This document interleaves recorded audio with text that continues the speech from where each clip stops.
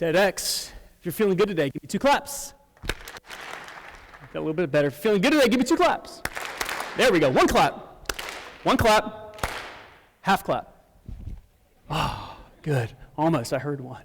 Gotcha. My name's Kevin Snyder. It's a privilege for me to be here talking with you. I'd like to share a concept that I believe can change your life today. That should change your life today. And I want to start off with a question. How does someone create societal change? How can you do something that has never, ever been done before, even when people don't believe in you? That's the ripple effect. That is what we will be talking about today. The ripple effect is about an idea. One person with a thought, with a belief, that takes action, that drops an idea into the water of possibility, that then creates a ripple effect motion leading in a chain reaction from others. But how do we do that? How do we create societal change? The greatest inventions, the greatest achievements ever made all started with what? A thought, a dream. So today we will talk about some examples about how we can create a ripple effect of positive change. Here's an example. The story of the 4-minute mile. This was once thought to be humanly impossible, meaning people said could not be done. History said physiologically the human body cannot run a mile in 4 minutes. And then Roger Bannister was able to break the 4-minute mile in 1954. Now, Roger had a belief system.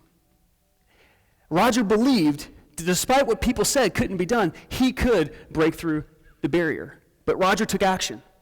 Roger had a belief system that said, yes, you can, when other people said, no, you can't. When he experienced setbacks, they were actually setups for success. So the ripple effect is about your belief system and your vision.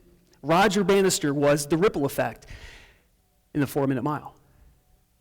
He did what people said couldn't be done. But here is the real piece, because within 6 weeks after Roger Bannister broke the 4-minute mile, it was broken one more time. And since 1954, that record has been broken over hundreds of times. So Roger Bannister created societal change. Here's some other folks on the screen that we can see have done exactly the same thing. Politically, socioeconomically: Abraham Lincoln, Martin Luther King, the Wright brothers, Steve Jobs, Mother Teresa, and Gandhi.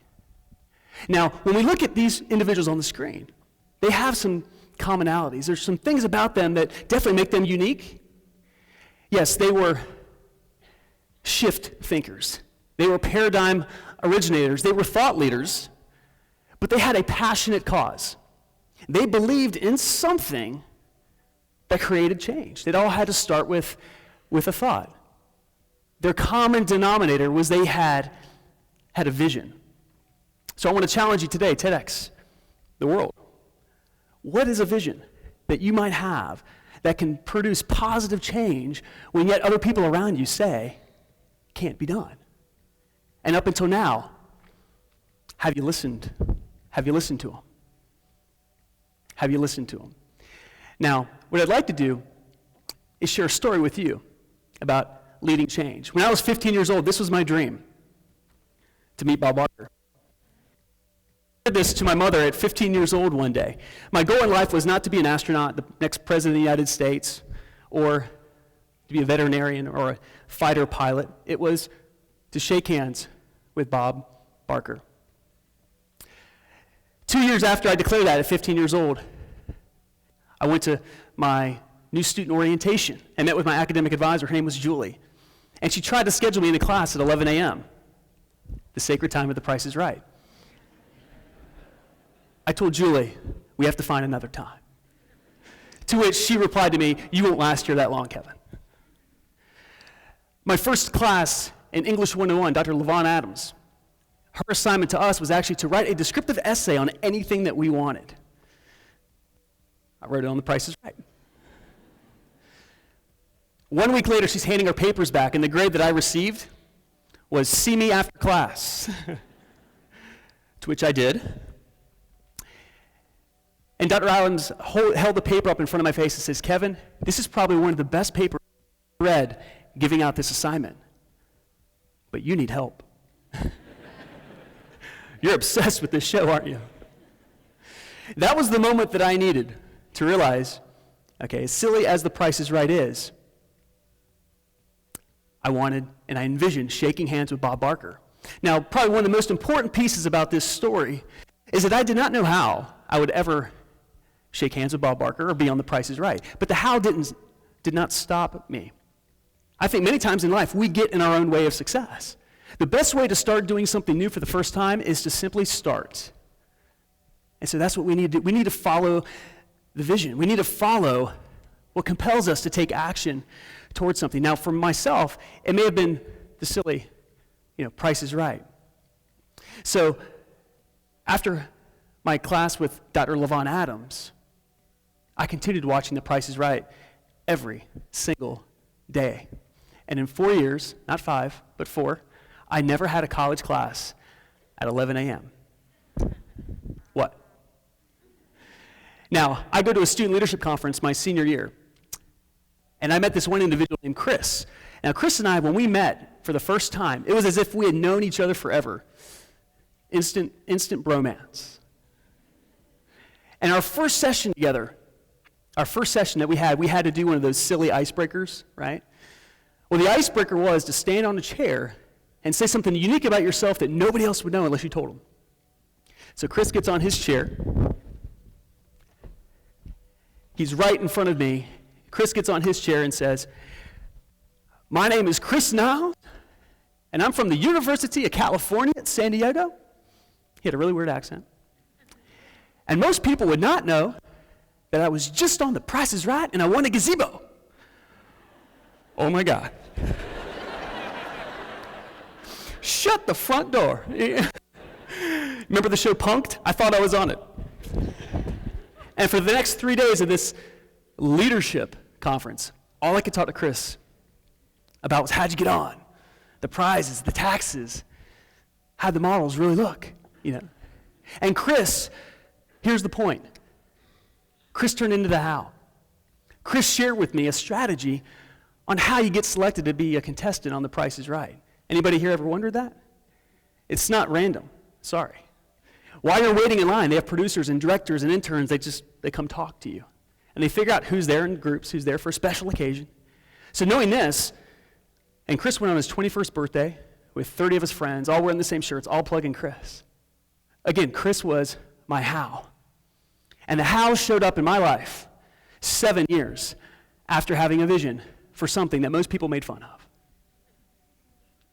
So when I met Chris, I said, Chris, thank you. But I live out in North Carolina.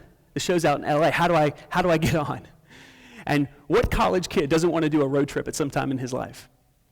The only challenge with this trip was when to do it, because I had a job starting right after college.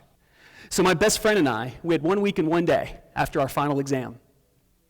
We had 1 week and 1 day to drive across the country and back, meaning we had to skip our college graduation to do this trip. Imagine making that phone call to your mom and dad. But we took the trip, we hit Interstate 40, where it began in Wilmington, North Carolina, Barstow, California, 2,554 miles. And by the time we got out to LA, Chris met with us. We hung on him for 2 days, and the morning of the show, we pull up to 3551 Beverly Boulevard. And have you ever seen the movie National Lampoon's Vacation with Chevy Chase? They go to Wally World. And when they go to Wally World, it's what? It's closed. We pull into 3551 Beverly Boulevard. The gate is locked. The parking lot's empty. Mean security guard. Who tells us? Bob had gotten sick with laryngitis. The show had been canceled for the entire week. I did the same thing. And then I drank. At the Olive Garden. It was the only place open. So the next day, we drive 3,000 miles back home, which is a lot of time to think. And when I got home at 104 North Riverdale Drive in Durham, North Carolina, I gave my mom a little hug, and then I went inside and called Chris. And when I asked Chris what he was doing 1 month later, he knew exactly why I was calling. His response was, "Dear God, please don't. You're going to kill yourself, Kevin. I know why you're calling." I said, "Chris, did Martin Luther King say he had a goal?" No. I said, "Chris, trust me. I don't care if I've got to come out twice or 200 times. I envision shaking hands with Bob Barker. I need your help just one more time." Fast forward, 1 month later, Chris picked me up at LAX. We waited in line at 1 a.m. until 7 a.m. And then finally, we're walking into the studio audience, and there's people there asking questions, and that's when I knew that that's when they were doing their screening. And somehow this whole story that I've shared with you, TEDx, somehow this whole story came out in about, let's say, 10 seconds. Somehow. And I remember the woman I was talking to quickly walked away. And I thought, great, I'm on the list of people to not call, right? So the music starts. Roddy, the late announcer, bless his soul, comes out, says a few jokes. I'm on cloud 9. Even then, though, I had some inner head trash, an inner voice that said, "Are you going to have to come out again?" And I said, "Shut up. Shut up. I'm here. This is all I can do." And I've got a video, or I can tell you what happened. Which would you prefer? Video? All right, here we go. Here's a video.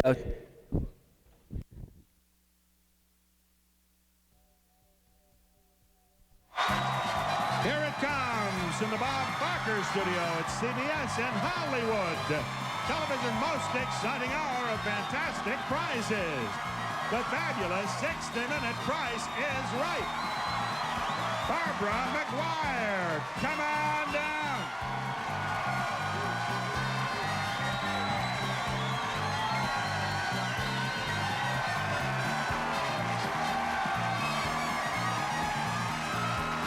Jacqueline Asphalt, come on down.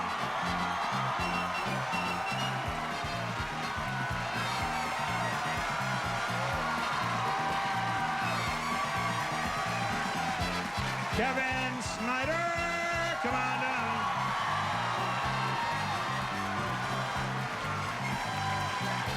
And Henrietta Ferguson, come on down. You are the first 4 contestants on The Price is Right. Now, here is the star of The Price is Right, Bob Barker.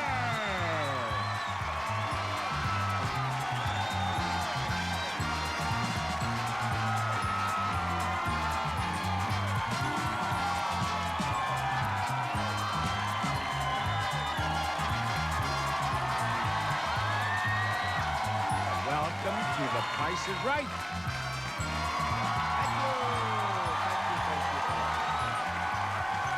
Thank you for that wonderful welcome. Commercial break. There you go. There you go. Oh, we're not done. In the interest of TEDx, I can't show you what happens because it's a few more minutes. However, you can find me on YouTube. But at the age of 22, I did achieve a thought, a dream that I had at 15 years old. I shook hands with Bob Barker on national TV. And I won.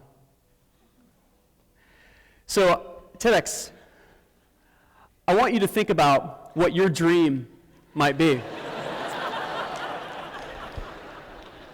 What is something that somebody has told you can't be done? And have you listened to them?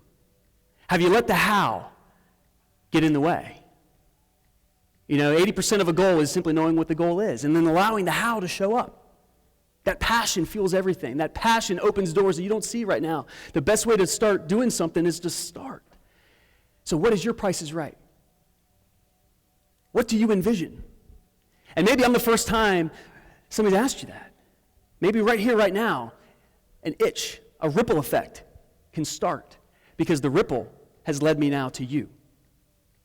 What idea can you share that might impact someone to lead positive change, regardless of what that might be? Mother Teresa said this, "I alone cannot change the world, but I can cast a stone that can create the ripple. The reality is, most of us have thoughts we can't control sometimes. Who here has ever had a thought? Okay. Some of your hands are not up. We all have a voice inside of our head. Some of us have two. Scary.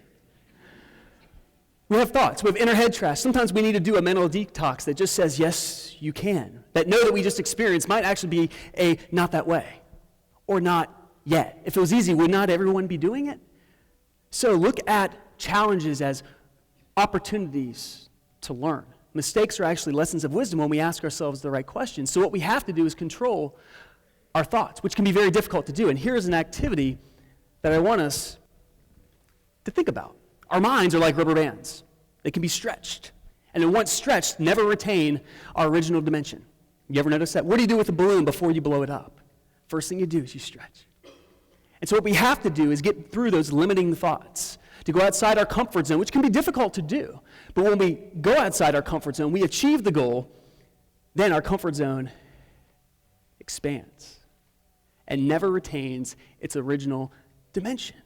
Everything that you want right now is just outside that comfort zone. Stretch your mind. Take a risk. Leaders are not immune to failure. Leaders take risk. Leaders ask questions on what they can learn from their mistakes.